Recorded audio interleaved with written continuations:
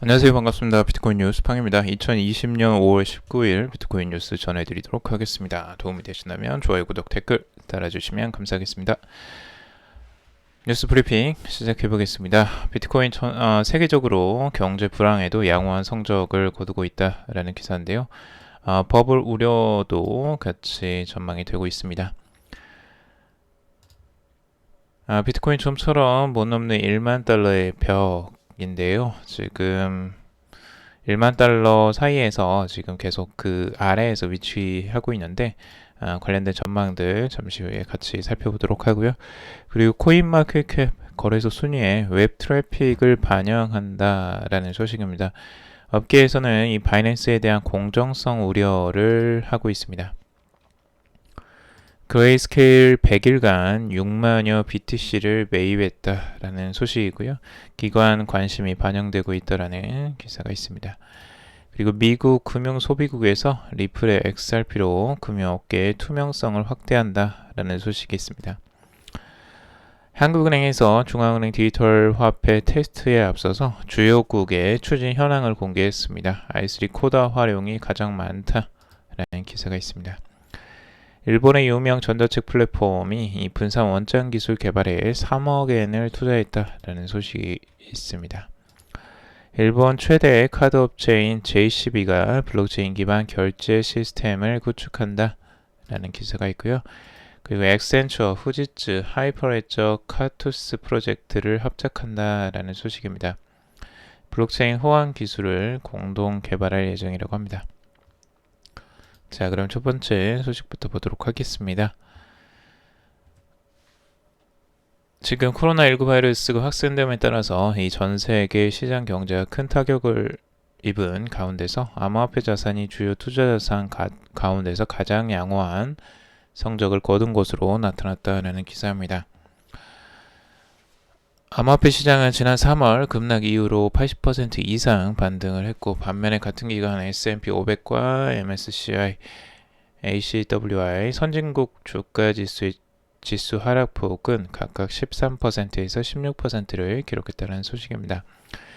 글로벌 금융 매체인 FX 스트릿에 따르면 비트코인과 S&P 500 지수의 상관관계도 대폭 감소를 했다라는 소식입니다. 이 상관관계 감소는 이 두 자산 간 클래스가 같은 방향으로 움직이지 않는다는 것을 의미한다고 하는데요. 비트코인과 S&P 500의 상관관계는 지난달에 0.53에서 현재는 0.15로 최근 2개월 기준 최저값을 기록했다라는 소식입니다.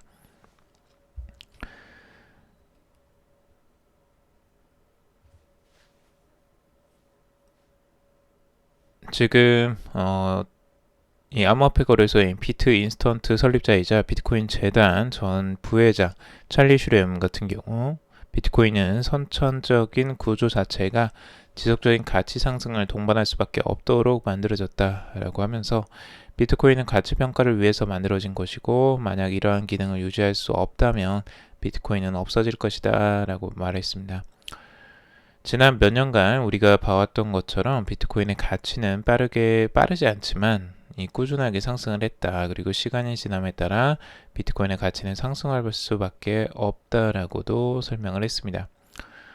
또한 이 비트코인 코어 개발자인 지미 송은 이 트위터를 통해서 지금의 화폐 시스템에서 사람들은 또 다른 대출로 이전 대출을 상환한다. 돈이 계속해서 확장하는 방식이다라고 이야기를 했습니다. 때로는 빠르게 때로는 느리지만 결국엔 늘어날 수밖에 없다. 다시 말해 법정화폐는 부채 덩어리다. 그리고 비트코인은 이에 대한 최적의 대안이다 라고 말을 했습니다.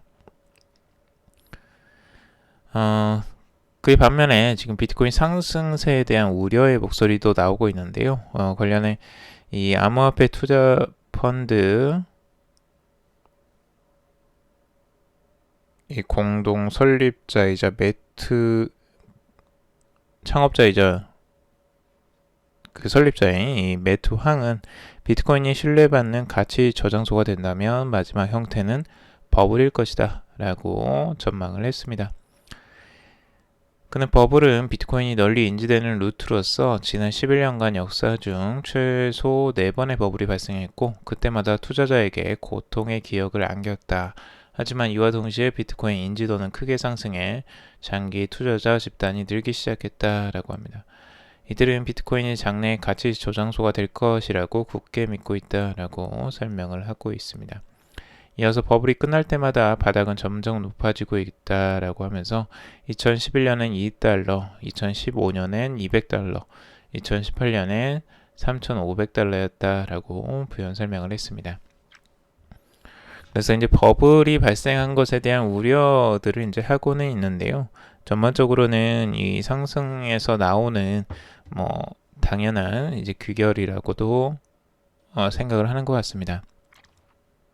그리고 비트코인이 이제 다른 이제 암호화폐 자산이 그 주가 지수보다 조금 더 상향하는, 그러니까 수익률이 조금 더 높았던 이유 중에 하나는 또 비트코인의 반감기 영향도 아무래도 영향을 미쳤던 것으로 볼 수가 있고요.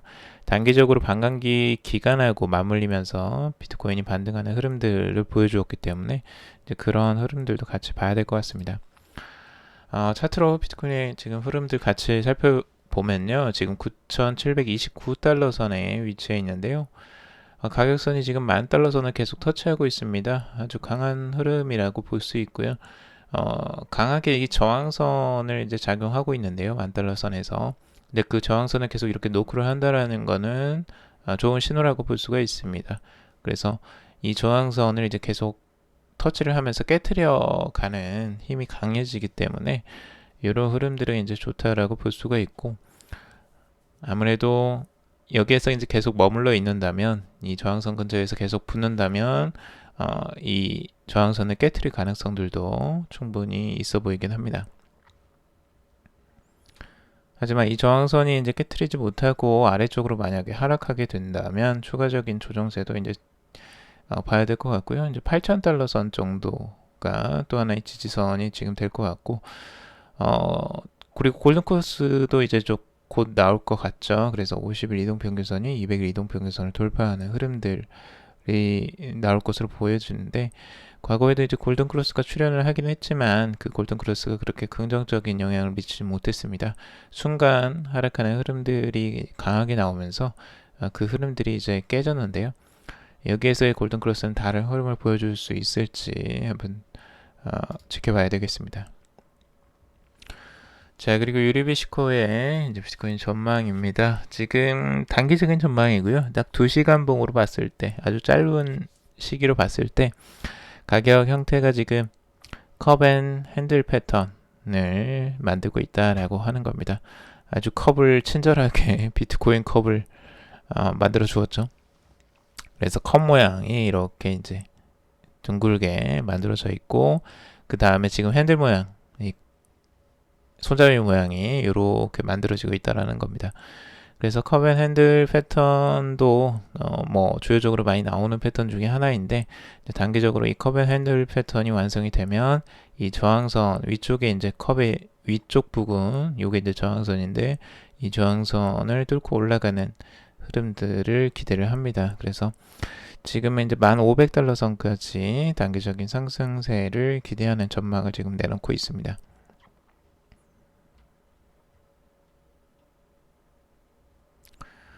이 트레이딩 샷의 이제 컵 패턴하고 좀 다르죠. 이 컵 패턴은 이제 제가 어제도 말씀드렸지만 이 일일봉입니다. 일봉으로 지금 봤을 때의 이제 컵 패턴이기 때문에 아까 그 2시간 봉으로 봤을 때랑 이 모양이 다르죠. 그래서 이 2시간 봉으로 봤을 땐 이쪽입니다. 그러니까 굉장히 짧은 거예요. 이 기간으로 봤을 때 이 흐름하고 그 다음에 이 흐름하고는 완전히 다르죠. 그래서 이 단기적인 요 흐름이 지금 이제 2시간 봉에서 나왔던 건데, 그 흐름이 완성이 될지는 잠시 후에 한번 지켜봐야 될 것 같고요. 어차피 이제 저항선은 비슷합니다. 저항선은 이제 여기서는 이제 10,000달러 선이 아니라 1,500달러 선이 이제 중요한 저항선으로 바라보고 있죠. 그래서 아까 여기에서 바라봤던 이 1,500달러 선이 단기적인 목표 지점이 여기선 되고 있고요.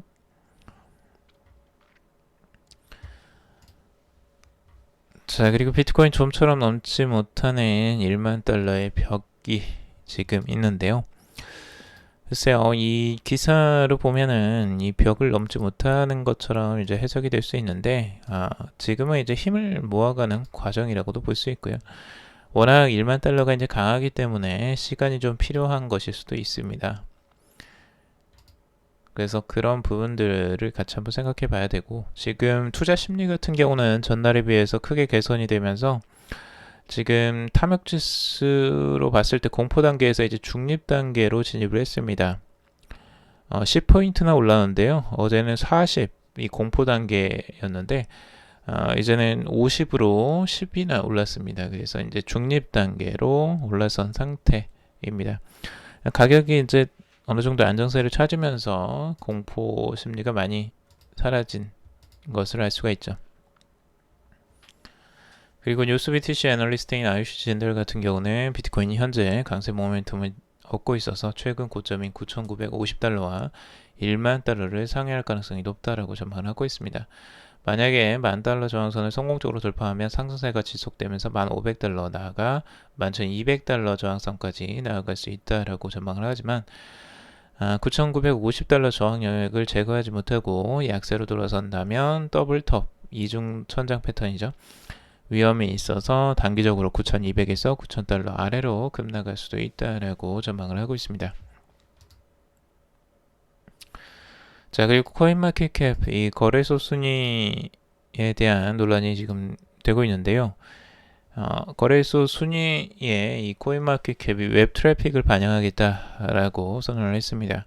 업계에서는 바이낸스에 대한 공정성 우려를 하고 있는데 이 뉴스를 자세히 살펴보면요. 지금 코인마켓캡이 웹 트래픽 중심으로 암호화폐 거래소 순위를 평가하는 새로운 알고리즘을 적용하기로 했다고 합니다. 이를 두고서 코인마켓캡이 최근 인수합병된 글로벌 암호화폐 거래소인 바이낸스에 대해서 공정한 시각을 유지할 수 있을지에 대한 우려가 나오고 있습니다. 지금 바이낸스 창펑자오 대표는 트위터를 통해서 이 코인마켓캡이 웹 트래픽 요소를 반영한 암호화폐 거래소 순위 알고리즘을 업데이트했다라고 밝혔는데, 이는 암호화폐 거래소의 자전 거래를 통한 이 거래량 부풀리기에 대응하기 위해 이루어졌다라고 이야기를 하고 있습니다. 자전 거래란 동일한 투자자가 같은 수량의 매도와 매수를 동시에 진행해서 거래량을 부풀리는 행위를 말하는데요. 그동안 많은 암호화폐 거래소들이 실제로 이루어지는 거래량보다 많은 거래가 이루어지는 것처럼 보이기 위해서 자전 거래를 시도해 왔다고 합니다. 이렇게 부풀려진 거래량은 거래소 순위 반영에도 영향을 미쳤는데요. 이에 따라서 코인마켓캡은 이 암호화폐 거래소 방문자들의 페이지 뷰를 순위에 반영하기로 했고, 여기서 실제 방문자 트래픽과 보호 트래픽을 구분하기 위해서 방문자들의 체류 시간, 이탈류 등을 반영해서 집계를 한다고 합니다. 이 웹 트래픽까지 반영된 새로운 알고리즘은 0부터 1000점까지 기준으로 이제 거래소 순위를 매긴다고 하는데, 재미난 게 코인마켓캡 암호화폐 거래소 순위에 따르면 바이낸스가 1000점 만점으로 1위에 올랐다고 합니다. 이게 너무나 좀 눈 가리기 아웅 아닙니까? 실제적으로 1000점 만점인데 만점을 받아버렸어요. 그래서 1위를 차지했고, 그 뒤를 2위는 이제 코인베이스 프로로 972점, 3위가 비트맥스 960점, 4위가 크라켄 856점이었습니다. 이번에 이제 새로운 알고리즘이 반영된 거래소 순위를 두고 업계에서는 웹 트래픽이 거래소를 평가하는 주요 기준이 될 수 없다는 주장을 제기가 되고 있습니다. OKX 최고 전략 책임자 쉬쿤 같은 경우 트위터를 통해서 이 웹 트래픽이 거래소 순위 요인이라는 것에 대해서 회의적이다. 트래픽이 높다고 해서 방문자 수와 인기가 많다는 의미는 아니다 라고 하면서 암호화폐 거래소는 사용자 자산을 보호하는 보안성이 전제 조건이다. 그 다음은 마켓 유동성, UI, UX라고 강조를 했습니다. 그리고 시쿤은 2020년 모바일 인터넷 시대에 웹 트래픽으로 순위를 매기는 건 무지하거나 염치가 없는 행위다 라고 이야기를 하면서 공정성은 모든 랭킹의 기초고 코인마켓캡은 이제 죽었다. 오늘 밤 우리 함께 애도하자 라고 지적을 했습니다. 이 부분에 대해서 이제 해명을 또 하기도 합니다. 코인마켓캡은 웹 트래픽이 가장 중요한 요인이 아니라는 것을 이해한다. 블로그에서 언급했듯이 이는 우리가 발표하는 지표들 중 하나일 뿐이다. 오는 29일 새로운 알고리즘을 발표할 예정이다. 이를 통해 거래소가 거래량을 부풀렸는지, 부풀렸다면 얼마나 부풀렸는지 판단하고 표시할 것이다. 라고 답을 했습니다. 이거는 어느 정도 예견된 현상이라고 볼 수가 있고요. 실제적으로 코인마켓캡을 이제 바이낸스 거래소에서 인수를 했잖아요. 네, 인수를 했는데 자기들한테 유리하지 않게 가만히 중립적으로만 있는다는 게 오히려 이상한 거죠. 그 자체가 쉽지가 않고 인수를 했으면 그만큼의 값어치를 또 해야 되겠죠.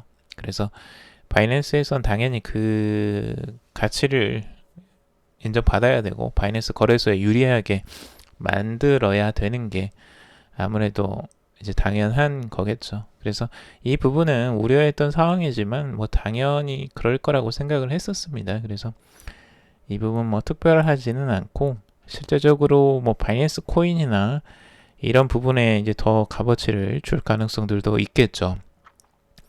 지금 바이낸스 거래소뿐만 아니라 이 바이낸스 코인도 있기 때문에 자신들에게 아마 유리하게 굉장히 많이 끌고 갈 것 같습니다. 순위도 막 올려버릴지도 몰라요.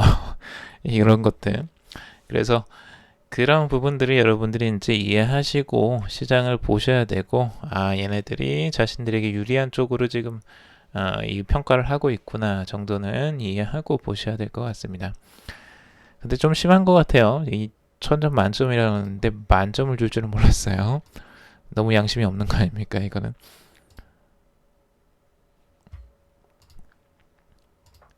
자, 그리고 그레이스케일 100일간 6만여 BTC를 매입했다라는 소식인데요. 기관 관심을 반영했다라는 소식이 있습니다.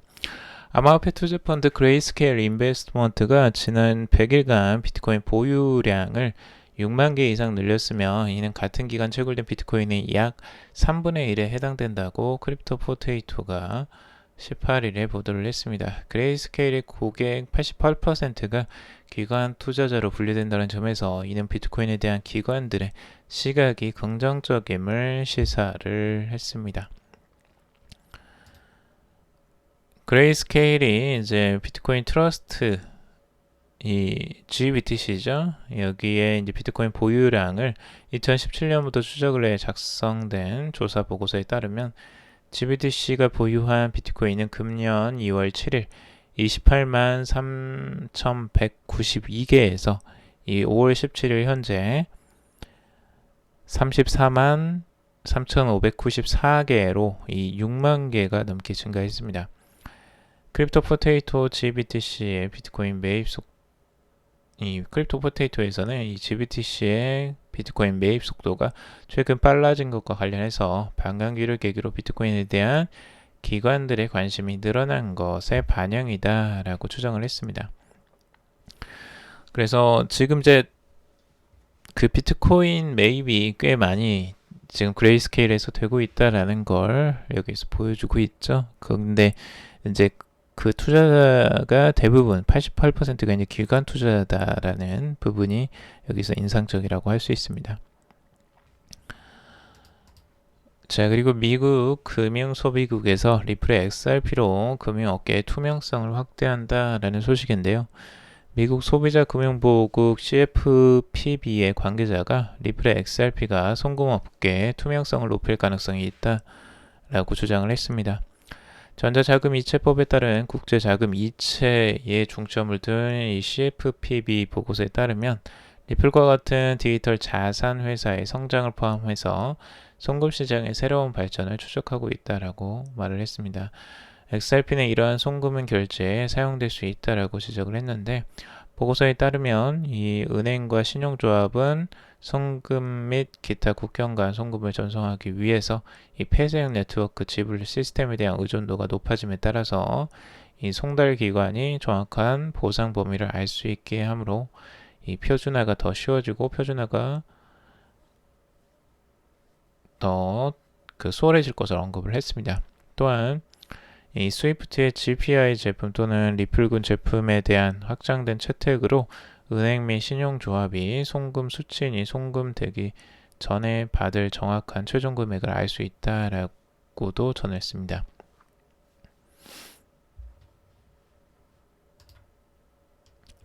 자, 한국은행 소식인데요. 한국은행에서 이 중앙은행 디지털 화폐 테스트에 앞서서 주요국 추진 현황을 공개를 했습니다.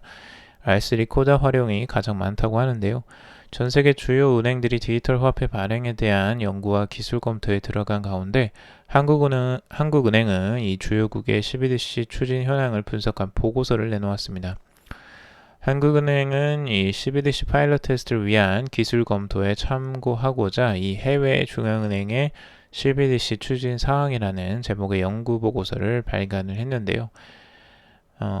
지금 영국, 일본, 캐나다, 중국 등 전 세계 14개 중앙은행의 12개 사례를 분석을 했습니다.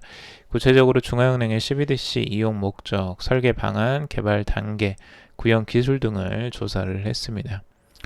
한국은행은 이 조사 대상 중 대부분의 중앙은행들은 수립한 CBDC 모델의 타당성을 검토하기 위해서 이 외부와의 협력을 비롯한 IT 시스템을 개발 중에 있다라고 하면서 CBDC 모델이 미래지향적인 기술을 활용해 구현할 수 있는지 판단하기 위해서 분산 원장 등 최신 IT 기술을 적용하고 있다라고 설명을 했습니다.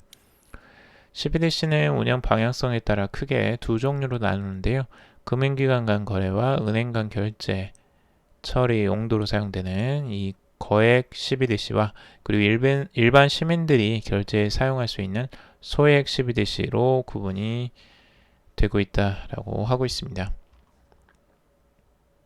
이제 거액 CBDC 같은 경우는 이 중앙은행들이 직접 이 모두 중앙은행이 운영을 하는 방식을 택하고 있고요.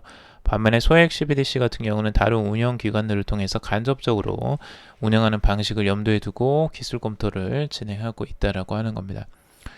실제 보고서에 따르면 스위스, 싱가포르, 일본, 유럽중앙은행, 그리고 태국, 홍콩, 그리고 프랑스는 거액 CBDC를 개발하고 있고 반면에 이 중국, 영국, 그리고 스웨덴, 바하마, 노르웨이, 동카리브와 같은 국가는 이 소액 CBDC 모델을 채택하고 있다라고 보고 있습니다. 그래서 전 세계가 지금 이 CBDC를 개발하는데 주요적으로 사용되는 분산원장 플랫폼이 있는데요. 지금 R3가 개발한 코다가 5건으로 가장 많이 적용되었고요. 그리고 하이퍼레저 패블릭이 3건, 그리고 이더리움과 쿼럼이 2건으로 딜리었습니다. 다른 산업계에서는 이 하이퍼레저 패브릭이 강세를 보이고 있는 것과 달리 이 CBDC 분야에선 코다가 가장 널리 활용되고 있는 것으로 지금 조사가 되고 있습니다. 그래서 한국은행이 지금 이런 조사를 하는 이유는 결국에는 이 CBDC를 대비하기 위한 거라고 할 수가 있고요. 이 기술 검토를 하고 실제 CBDC 파일럿 테스트까지 이제 돌입할 예정이라 국내에서도 이 CBDC 도입에 대한 준비를 이미 하고 있는 것으로 알 수가 있습니다. 자, 그리고 일본의 유명 전자책 플랫폼인 분산 원장 기술 개발에 3억 엔을 투자했다는 소식입니다. 코로나19로 인해서 전자책 수요가 증가하는 가운데 일본 전자서적 유력 기업인 미디어도 홀딩스가 이 분산 원장 기술을 통해서 서비스 개선 방안을 모색 중이다라는 소식입니다. 니케이 신문 보도에 따르면 일본 상장기업 미디어도 홀딩스가 올해 연말부터 2년 동안 전자책 유통을 위한 분산 원장 기술 개발에 3억 엔, 우리나라 돈으로 한 35억 원 정도가량을 투입할 계획이라고 밝혔습니다. 미디어돈은 이 분산 원장 기술을 통해서 전자책 내역을 안정적으로 관리하고 출판사, 작가, 인쇄를 보장하는 것이 가능하다라고 설명을 하고 있습니다. 기업은 자사 애니메이션, 만화, 소셜 네트워크 사이트인 마이 아니메 리스트에 분산 원장 기술을 우선 도입할 예정이라고 합니다. 그래서 전자책 플랫폼에도 이제 분산 원장 기술 자체가 이제 투입이 될 것으로 생각이 됩니다. 자, 그리고 일본의 최대 카드 업체인 JCB 블록체인 기반 결제 시스템을 구축한다라는 소식인데요. 일본 최대 카드 업체인 JCB가 블록체인 기반 결제 시스템을 구축하는데 이 엑셀러레이터 테크 펀드와 파트너십을 맺고 블록체인 기반 결제 시스템을 구축한다고 밝혔습니다. 구체적으로는 STO, 이 증권자 토큰 공개, 그리고 스테이킹 등 테크 펀드가 보유한 블록체인 관련 기술을 활용해서 결제 시스템을 구축할 전망이라고 합니다. 테크 펀드는 지난 2014년 설립된 일본의 기술 분야 전문 엑셀러레이터인데요. 이 신기술 스타트업 중심으로 투자를 해왔으며 이 엑셀바스 프로그램을 운영해 스타트업들이 블록체인 기술을 도입할 수 있도록 돕고 있다고 합니다. 일본의 최대 카드 업체인 JCB가 블록체인 기반 결제 시스템을 개발하고자 파트너십을 맺은 건 이번이 처음이 아니라고 하는데요. 지난해 12월에 JCB가 이 블록체인 기반 결제 플랫폼인 페이스탠드와 파트너십을 맺고 기업 고객들을 위한 결제 플랫폼을 개발한다라고 보도를 했습니다. 자, 카드 업체들이 지금 블록체인 기반으로 많이 기술 개발을 하고 있고요. 파트너십을 맺고 있습니다. 실제로 비자도 비자 카드 업체, 세계 최대 카드 업체 중에 하나죠. 그 업체도 이제 블록체인 특허를 취득할 정도로 여기에 관심이 굉장히 많고요. 앞으로의 미래에는 결국엔 결제 플랫폼은 이 블록체인에 달려있다라는 걸 모두 다 알고 있는 거죠. 자, 그리고 엑센추어, 후지츠, 하이퍼레저 카투스 프로젝트를 합작했다라는 소식입니다. 글로벌 컨설팅 기업인 엑센추어와 일본 IT 기업 후지츠가 새로운 블록체인 프로젝트 하이퍼레저 카투스를 공동 진행하기로 합의를 했습니다. 파이낸스 스피드 등 외의 신보도에 따르면 이 블록체인 교차 기술 개발을 위한 엑센추어와 후지츠 연구소의 오픈소스 협력 사업이 하이퍼레저 공식 프로젝트로 승인을 받았다라는데요. 하이퍼레저 카투스 프로젝트에서는 서로 다른 블록체인이 같이 작동할 수 있는 통합 서비스를 손쉽게 구축할 수 있는 인프라 소프트웨어를 개발할 계획이라고 합니다.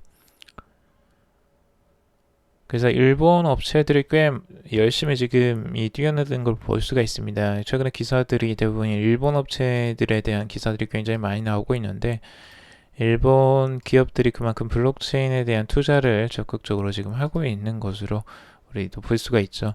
한국의 기업들도 지금 열심히 블록체인 투자를 하고 있지만 빠르게 우리 기술을 도입하고 또 개발할 필요성을 느끼게 만들고 있습니다. 자, 오늘 여기까지 정리를 해봤고요. 여러분들 도움이 되셨길 바랍니다. 도움이 되셨다면 좋아요, 구독, 댓글 달아주시면 감사하겠습니다. 투자에 관련된 정보들은 참고사항일 뿐이고 좋으냐 아니니 투자하실 때 여러분들 스스로 꼭 판단하시고 결정하시길 바라겠습니다. 그분도 방송 들어주셔서 정말 감사합니다.